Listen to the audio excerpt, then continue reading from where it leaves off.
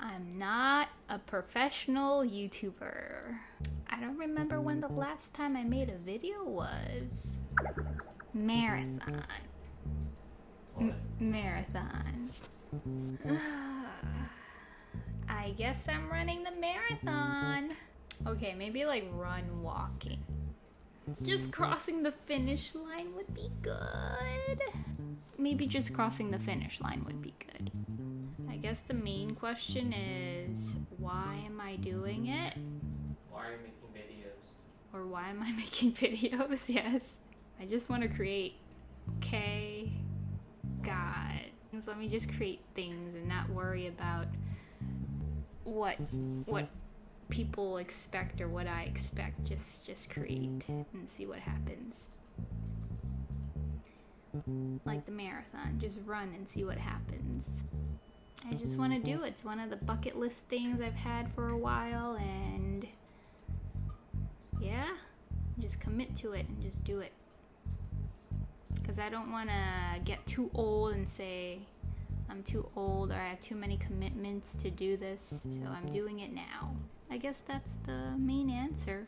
I guess a deeper answer would be to challenge what I think is my self-image, because I don't think I'm the bravest or the most confident person out there, but I'm willing to be committed and put in the work and try to challenge that mindset a little bit with every mile I take, you know?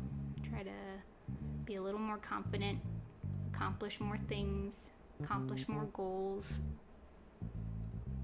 and be someone who I want to be. Yeah, I guess that's a deeper answer. I'm not really a runner. I've only really ran about 2-3 miles at a time, no more than that for a while, and maybe like 2 times a month, so not much of a runner. I just do it for a little cardio.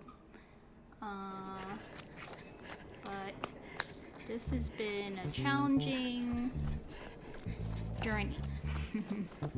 Trying to fit in more mileage in my life, and you kind of have to put in the hours and put in some type of plan to work, like a schedule for yourself to work in order to make it happen. So when it's too early in the day or too late in the day and you still have to get those miles in, you just find a way to get those miles in. When you go on vacation, there's always gonna be a location or a place to run, so you just really need your sneakers and some gear you can sweat in.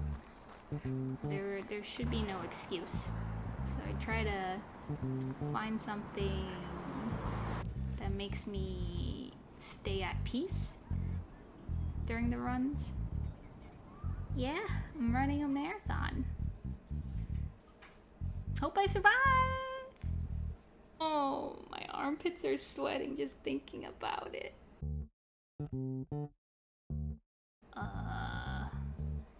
The longest one was probably the 20-miler. That was pretty brutal. It was fine like the first 13, but then afterwards I just wanted to stop a lot. And it's just that mental battle of I gotta continue. Oh, that's another thing too. Being aware of your body and knowing what is an injury and what is repetitive stress versus what is fatigue. Can't feel my legs. I fear that a lot of people who start marathons don't know what they're feeling and start to have these repetitive stress injuries. But make sure you consult a professional for that. Yeah, sometimes you get really tired and sometimes you don't want to move and the legs just turn into jelly and you're like, why am I doing this? Oh my gosh. And then you just kind of think back on what those goals are again. Think about what type of thoughts are distracting you from that goal and what you're supposed to be doing at the moment, and just try to stay focused. And that gets pretty hard sometimes too. Just being aware of that. Yeah, you gotta make sure you do a lot of prep work, stretching, strengthening, just as important as your runs. Make sure you have enough time put into that stuff too. Yeah. No injuries. Yeah. I guess that's another big goal. Get through the marathon without injuring myself. Yeah. Well, I did the 9+1 option, which means you have to run 9 races plus 1 volunteer work the year prior to the race year you want to run. And luckily or unluckily, that year was 2020, and most of the races were done virtually, but the volunteer work was waived. So didn't have to worry about volunteering, but just have to get through 9 races. And I'm kind of thankful that I did it this way, because it made me run more. Like it put a schedule in my life to try to get the races done. Otherwise, I feel like I wouldn't be as dedicated to training. And the transition from not so frequent running to a little more frequent running would have been a lot more difficult. So I'm happy I did it this way. It was a lot of money though. Are statistics important?